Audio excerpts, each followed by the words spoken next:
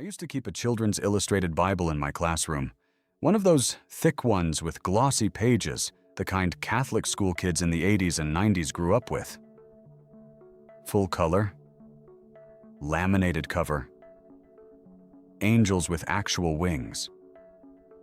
I kept it on the shelf near the window, not because I taught young children, I taught high school history, but because I liked the way it made things feel solid. Certain, the story of Jesus laid out in pictures that anyone could understand. A few years ago, I found that Bible in a box while clearing out my old office. I sat down on the floor of that hallway and I opened it. There it was. The manger, the star, the 3 wise men, the flight into Egypt, and then Jesus at the temple, 12 years old, astonishing the scholars. One illustrated page, then a blank one, then Jesus at the River Jordan, 30 years old, John the Baptist pouring water over his head. I sat there for a moment and I just stared at that blank page. Someone decided this was the complete story, the whole childhood of God on earth, a manger, a temple visit, a river. 18 years in a single blank page. I had taught this curriculum for over a decade. I had stood in front of classrooms and explained the life of Jesus without once stopping to ask, why do we know almost nothing about the first 30 years? Why is the most documented religious figure in Western history also, somehow, the most incomplete? That blank page had always been there. I just never really looked at it. What I found when I finally did look, not at the blank page, but at what was written before that page was made blank, changed the way I understand not just early Christianity, but the mechanics of how institutions decide what stories are safe to tell. Stay with me, because this is not a story about miracles. It is a story about why certain things were considered too dangerous to teach. Let me give you some numbers first, because numbers are where the argument begins. The 4 canonical Gospels, Matthew, Mark, Luke, and John, together contain approximately 89,000 words. Of those 89,000 words, the period of Jesus' life between his infancy and his baptism, at approximately age 30, receives a grand total of 47 words. 47. I counted them once during a planning period, just to confirm what I already suspected. 47 words to cover roughly 18 years of a human life. The entire adult ministry. The healings, the sermons, the confrontations with temple authorities, the Last Supper, the arrest, the trial, the crucifixion, receives tens of thousands of words, verse after verse, detail after detail. We know what Jesus said at specific moments during his final week. We know the names of people he encountered. We know the weather was cold enough that night that the servants had lit a charcoal fire in the courtyard. But the childhood? 47 words. That is not a gap. That is a decision. Now, here is what makes this genuinely strange.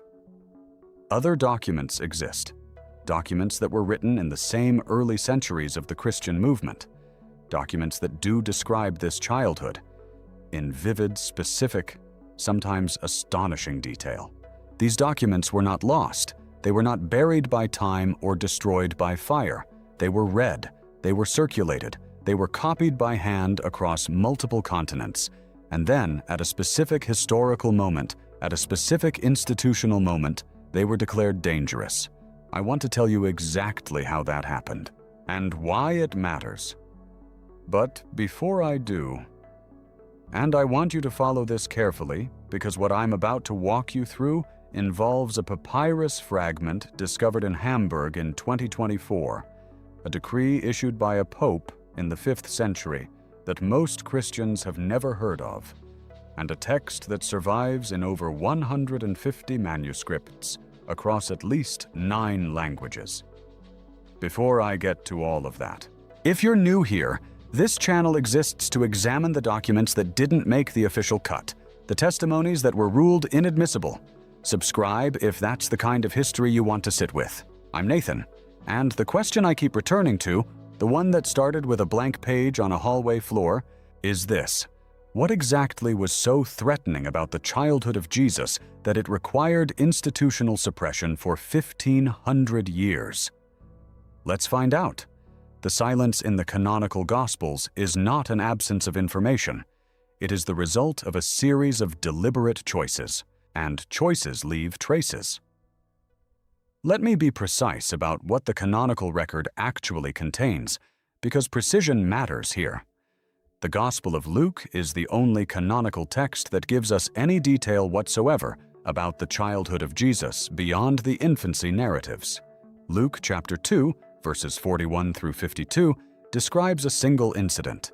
The family travels to Jerusalem for Passover when Jesus is 12 years old. On the return journey, Mary and Joseph realize their son is not with the group. They go back to Jerusalem. After 3 days of searching, they find him in the temple, sitting among the teachers, listening and asking questions. Everyone who heard him was amazed at his understanding. Mary says in the translation most of us grew up with, "Son, why have you treated us like this? Your father and I have been anxiously searching for you." Jesus answers, "Why were you searching for me? Didn't you know I had to be in my Father's house?" And then Luke chapter 2, verse 51, gives us one of the most extraordinary sentences in the entire New Testament. But they did not understand what he was saying to them. He went down to Nazareth with them and was obedient to them. But his mother treasured all these things in her heart.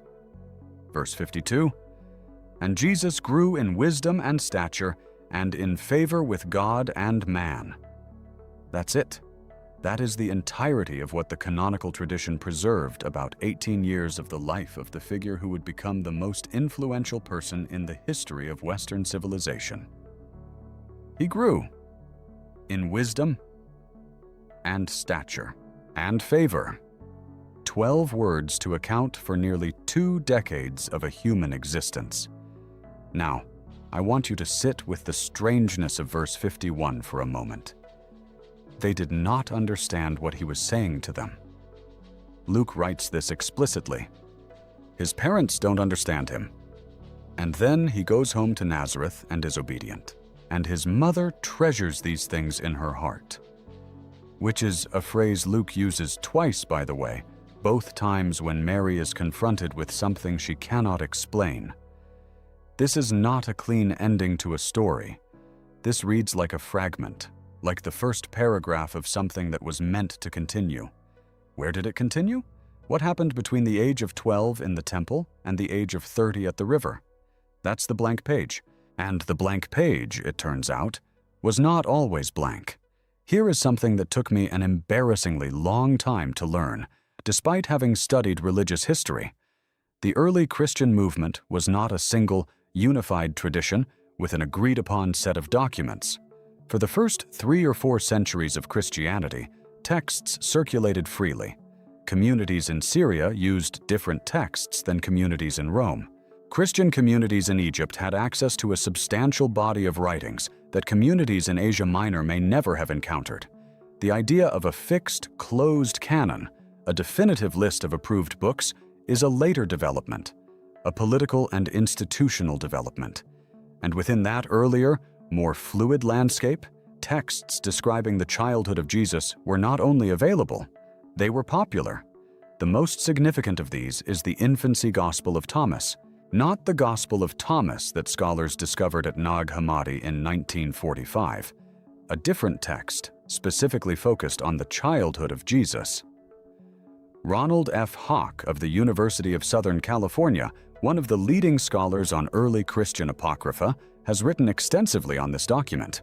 His analysis of the Infancy Gospel of Thomas and the Protevangelium of James, what scholars call the Infancy Gospels as a distinct category, establishes that these texts were written in the 2nd century CE, circulated widely across the early Christian world, and were taken seriously as testimonies about Jesus' early life.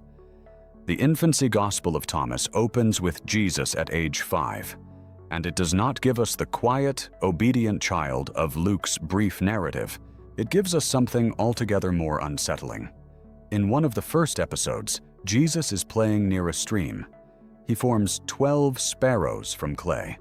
A Jewish man named Annas sees this and complains to Joseph that Jesus is violating the Sabbath by making clay figures.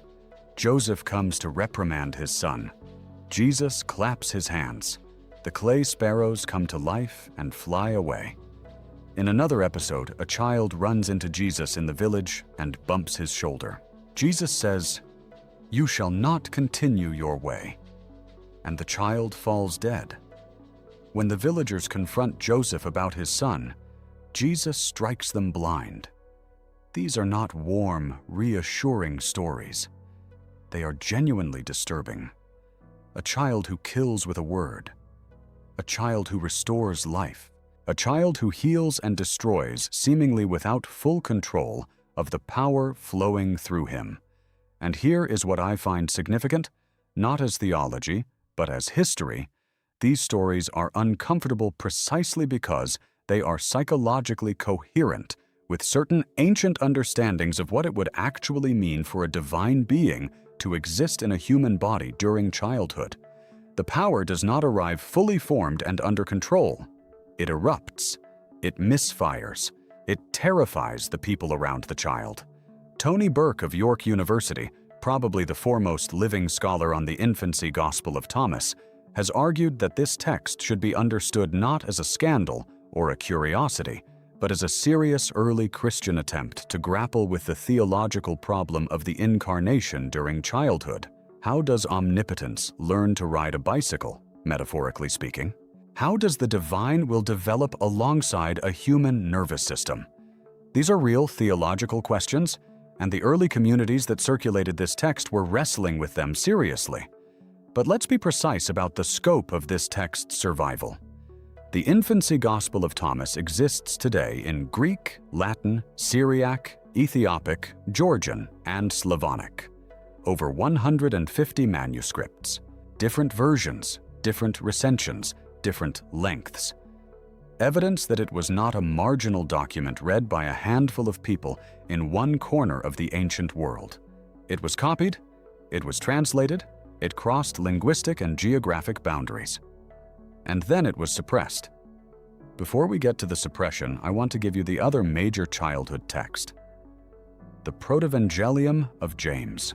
This one is arguably even more significant in terms of its long-term influence on Christianity, and its survival history is one of the genuinely fascinating stories in the study of early Christian documents. The Protevangelium, the name means pre-gospel, the story that comes before, is a 2nd century text that focuses primarily not on Jesus' childhood, but on the childhood and youth of Mary, his mother. It tells the story of Mary's miraculous birth to elderly parents, Joachim and Anne, her presentation at the temple at age 3, her upbringing among the temple virgins, her selection as the betrothed of the elderly widower Joseph, and then the circumstances of Jesus' conception and birth. This text contains elements that became absolutely central to mainstream Catholic and Orthodox Christian tradition. The names of Mary's parents, Joachim and Anne, the perpetual virginity of Mary, the depiction of Joseph as an elderly widower with children from a previous marriage. None of this is in the canonical Gospels. All of it comes from the Protevangelium. In other words, the Church suppressed the texts that describe Jesus' childhood while simultaneously absorbing, without acknowledgement, the theological content of those texts that described his mother's background. Ronald Hawk's analysis makes this point clearly. The Protevangelium of James was never fully suppressed in the Eastern Church. The Orthodox tradition continued reading it, continued celebrating the feast days it described, continued incorporating its characters into liturgical life. The Western Church's relationship with this document was considerably more complicated, officially condemned, practically influential. This is a pattern worth noting. Institutional suppression rarely means total erasure.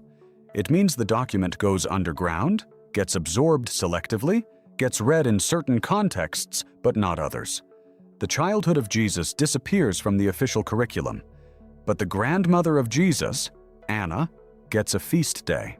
The theological machinery extracted from the suppressed texts gets repackaged and redistributed in forms that don't acknowledge the source. Now, I want to tell you about something that happened in June of 2024, because it is exactly the kind of discovery that confirms why you cannot treat these questions as settled. A team of researchers at the University of Hamburg, working with ancient Greek papyri held in the university's papyrus collection, identified a fragment of the Infancy Gospel of Thomas that had been sitting in storage, unrecognized, for approximately a century. The papyrus, written in ancient Greek by a student hand, someone learning to write, practicing their letters, was dated by Lajos Berkes and his colleagues to the 4th or 5th century CE. The finding was published in the journal Zeitschrift für Papyrologie und Epigraphik. What the Hamburg papyrus contains is a portion of the first episode of the Infancy Gospel of Thomas, the scene where Jesus brings the clay sparrows to life. Let me describe what that means in concrete terms. Someone in Roman Egypt, roughly 1600 years ago, sat down with a piece of papyrus and a stylus and copied out, in rough, imperfect handwriting, a story about Jesus making clay birds as a child. This was not a professional scribe producing an official religious text. This was a student's practice document, the ancient equivalent of a worksheet. Someone was learning to write by copying a story about the childhood of Jesus. Berkes and his team noted that the handwriting quality suggests this was used in an educational context, which means the Infancy Gospel of Thomas in 4th or 5th century Egypt was common enough, accessible enough, that it could be used as a copying exercise for children learning to write. Think about that for a moment. The stories about Jesus' childhood that were eventually declared heretical and suppressed in the West were, in at least one part of the ancient world, literally part of the elementary school curriculum. That papyrus sat in a Hamburg collection for a century before anyone recognized what it was, which is itself a kind of parable about these documents. They don't disappear entirely. They end up in boxes, in library collections, in storage rooms, waiting to be recognized. I want to walk you through the institutional timeline now, because this is where the argument becomes concrete. This is not about vague assertions that the church suppressed things. It is about specific people making specific decisions at specific historical moments with traceable consequences. The first major institutional voice we can point to is Irenaeus of Lyon. Irenaeus was a bishop in what is now southern France, writing around 180 CE. His major work, Adversus Heresies, Against Heresies, is one of the foundational texts of what would become Orthodox Christian doctrine. In it, Irenaeus makes a specific argument about the number of Gospels. There must be 4, and only 4, because there are 4 winds and 4 corners of the earth, and 4 living creatures around the throne of God in the book of Revelation. Matthew, Mark, Luke, John. That's the list. Nothing else. This is, as you might notice, not really an argument. It is an assertion dressed in numerological clothing. But the context matters. Irenaeus was writing at a moment when early Christian communities were using a wide variety of texts. The Marcionite canon, the Gospel of Peter, various Gospels attributed to apostles, the childhood Gospels we've been discussing. He was attempting to establish a boundary, to say, these texts are inside, those texts are outside. His criteria for what was inside were partly theological and partly political. He was concerned about texts that depicted Jesus in ways that undermined the specific theological positions Irenaeus favored, particularly the full humanity of Jesus, the importance of bodily resurrection, the continuity between the God of the Old Testament and the God of the New. The Infancy Gospel of Thomas, with its depictions of a child Jesus wielding lethal power with uncertain control, complicated the picture of a Jesus who was fully human in the Orthodox sense. A child who kills someone for bumping into him raises questions that are, from a systematic theology perspective, genuinely inconvenient. So Irenaeus draws his line.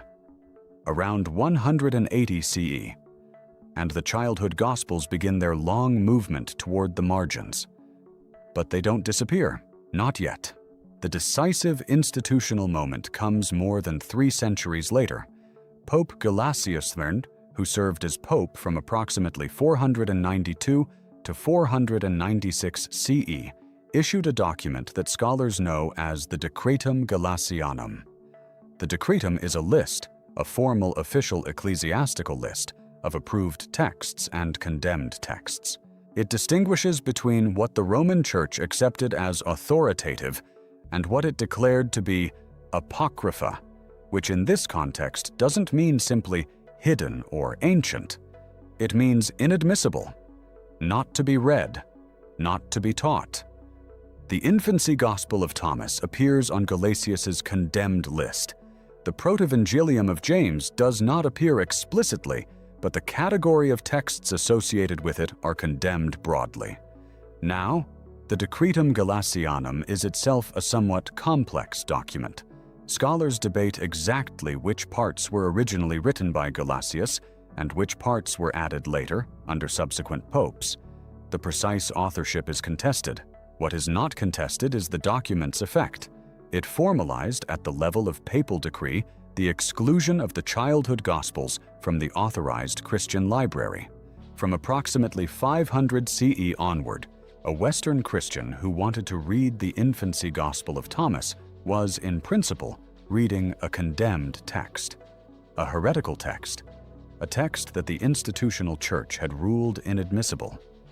And yet, the Protevangelium of James survived in the East.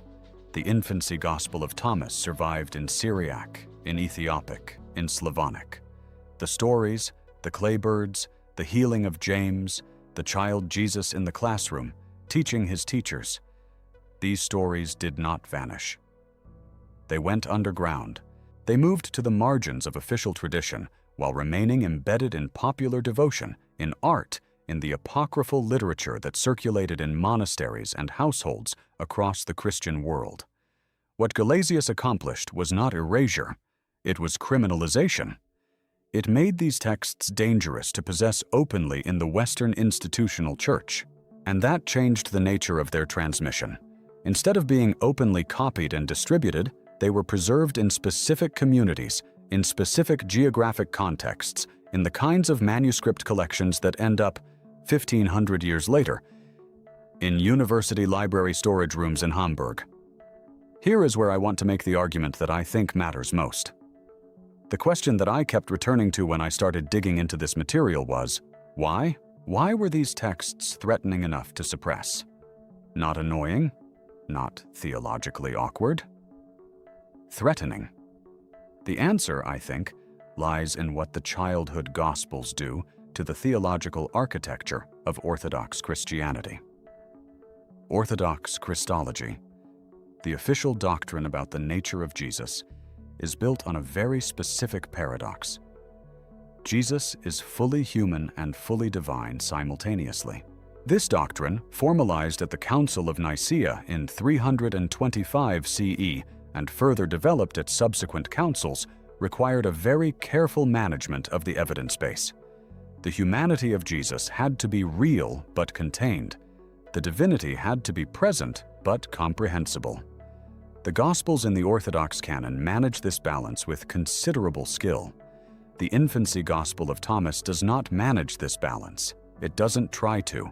It presents a child who is clearly not fully under control of the power he carries, a child who makes mistakes, a child whose power erupts in ways that injure and kill, a child who eventually learns, or comes to understand, how to moderate what he can do.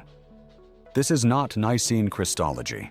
This is something older, stranger, and in some ways more humanly coherent, the story of what it might actually be like if the divine were genuinely incarnated in a child with all the developmental uncertainty that childhood implies. That portrait is threatening to the official theological architecture because it implies something the councils worked hard to foreclose, that Jesus' understanding of himself, his nature, and his mission developed over time. that the 30-year-old at the Jordan River was not exactly identical in his understanding or his power or his self-knowledge to the 5-year-old making clay birds by a stream. In other words, the childhood Gospels suggested that the story of Jesus included growth, transformation, a period of formation. And if Jesus was formed, if his identity was not fixed from birth but emerged through experience, then the theological architecture that rests on an eternal, unchanging divine identity becomes considerably more complicated to defend. That is why these texts were not merely set aside, they were declared dangerous. Before I get to what J.J. Benítez made of all this, and his reading of the childhood years in the Caballo de Troya series is genuinely striking in terms of how it engages the apocryphal sources, I want to mention something for those of you who want to go deeper into this kind of material. There is a library called the Spinoza Forever Library, put together for people who take this kind of historical investigation seriously. Books, resources, documentary material. If you want a structured way to go deeper into early Christian documents, into the history of canonization, into the scholarship that underlies everything I'm discussing here, the link is in the description. It's called the Spinoza Forever Library, and you can find it at digiidlecreativi.gumroad.com/l/xfkmgb if you're the kind of person who finishes a video like this and immediately wants more. That's for you. All right, back to the classroom. J.J. Benítez, the Spanish journalist and writer who spent decades working on the Caballo de Troya series, was not a theologian. He was, at his best, a careful reader of both the canonical and the extra-canonical record, combined with a novelist's instinct for what the silences in that record might mean. His engagement with the childhood of Jesus reflects something that serious readers of early Christian history encounter repeatedly. The more carefully you read the 47 words of canonical silence, the more you become aware that the silence is itself a kind of testimony. Benítez was particularly interested in the Nazareth years, the period between the temple visit at 12 and the baptism at 30. The canonical record gives us nothing. The apocryphal record gives us fragments. And in the space between those fragments, Benítez constructed a portrait of a young man who was actively engaged with his world, who worked, who learned, who traveled in the sense that any person living in the Roman province of Galilee would have had access to trade routes, to the presence of Roman soldiers, to the cosmopolitan atmosphere of nearby Sepphoris, a city being actively rebuilt during precisely the years of Jesus' adolescence and young adulthood. This is an important historical point that gets lost in purely theological discussions. Nazareth, in the 1st century, CE was not an isolated village in an empty landscape. Sepphoris, a major Galilean city, the kind of city with theaters, administrative buildings, a substantial urban population, was approximately 4 miles from Nazareth, an hour's walk. A young man growing up in Nazareth during the reign of Herod Antipas would have had direct, daily life proximity to Roman administrative culture, to Greek architectural influence, to the economic tensions between Galilean peasant villages and urban centers. We have, in other words, a plausible historical context for 18 years of growth. What we lack is documentation of what happened in that context. Benítez's response to this absence was narrative reconstruction. His response to the apocryphal sources was not uncritical acceptance. He selected, interpreted, placed within a larger frame. But the frame he built acknowledged what the institutional tradition refused to acknowledge: that 18 years of a human life, even a divine human life, are not nothing. That growth happened, that the person who emerged at the Jordan River had been formed by what came before. That is, at minimum, historically coherent. Here is something that most people who know about the childhood Gospels still don't know.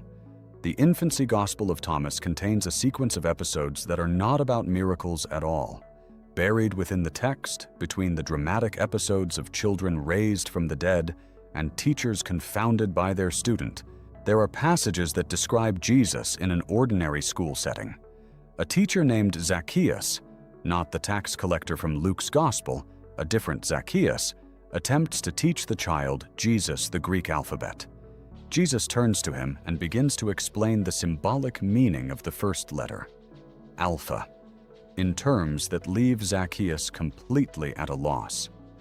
This is, in miniature, the same dynamic as the temple scene in Luke, the child who knows more than the teacher. But what's interesting about the Infancy Gospel of Thomas version is the specificity of the setting. A school, a teacher, a letter of the alphabet, the mundane infrastructure of childhood education in the ancient Mediterranean world. The document is not only concerned with the supernatural, it is also, quietly, concerned with the question of how you educate a child who is, in some sense, beyond education. How do you teach someone who already knows? This is a genuinely interesting theological and narrative question, and the fact that the text includes it, the fact that someone writing in the 2nd century thought it was worth exploring, suggests that the communities that used this text were not simply looking for miracles. They were looking for something more specific, a coherent portrait of what the development of Jesus looked like from the inside. That portrait was ruled inadmissible. I mentioned earlier that the Infancy Gospel of Thomas survives in multiple languages. I want to spend a moment on what that geographic spread actually means, because it is one of the strongest arguments against the idea that these were marginal or fringe documents. The Syriac versions of the Infancy Gospel of Thomas place the text in the Christian communities of what is now Syria, Iraq, and Lebanon. Communities that trace their origins to the very earliest period of Christian expansion. The Syriac-speaking church had its own theological traditions, its own scriptural canon, its own relationship to the question of which texts were authoritative. The childhood gospel circulated within this tradition for centuries. The Ethiopic version, the version preserved in the Ethiopian Orthodox tradition, is significant because the Ethiopian Orthodox Church has one of the most extensive biblical canons of any Christian community. The Ethiopian canon includes books that no other Christian tradition accepts as canonical. The Book of Enoch, the Book of Jubilees, several texts unknown in the Western tradition. Within this capacious understanding of which texts count, the childhood of Jesus was addressed directly and preserved with care. The Armenian and Georgian versions tell a similar story. Christian communities at the eastern and northeastern edges of the ancient Mediterranean world preserved these texts in their own languages, integrated them into their own devotional and liturgical lives without the benefit or the constraint of Roman papal decrees. What the Decretum Gelasianum accomplished, in other words, was the suppression of these texts within the jurisdiction of the Roman Western Church.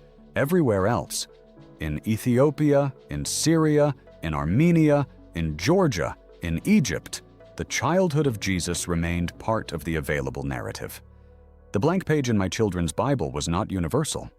It was a Western institutional choice, applied to the communities within reach of Roman ecclesiastical authority. Communities beyond that reach kept reading. The Hamburg papyrus of 2024 raises a question that I find genuinely difficult to dismiss. If a 4th or 5th century student's writing exercise can sit unrecognized in a university collection for 100 years, what else is sitting unrecognized in manuscript collections around the world? This is not a rhetorical question. Scholars who work in this field, Tony Burke, Ronald Hawk, and others, have consistently noted that the manuscript tradition for early Christian apocryphal texts is substantially understudied. Collections in Sinai, in Ethiopia, in Syrian monasteries, in Armenian patriarchal libraries, in Georgian Orthodox archives. These contain texts that have never been fully cataloged, never been photographed with modern equipment, never been run through the kind of multispectral imaging that has revealed previously invisible text in documents like the Herculaneum scrolls. The question is not whether there are more documents about the childhood of Jesus waiting to be found. The question is how much more we would learn if and when they are found. The childhood Gospels we have, the Infancy Gospel of Thomas, the Protevangelium of James, the Arabic Infancy Gospel, the Latin Infancy Gospel, known as the Gospel of Pseudo-Matthew, these are what survived the suppression. They survived because they were copied in communities outside Roman jurisdiction, or because they were preserved in monastic collections where the rule of reading was more capacious than official papal decree, or because they were hidden in the kind of storage that turns out to be the best preservation environment. Neglect. What did not survive? What was copied only in those communities that were directly within reach of Gelasius and his successors?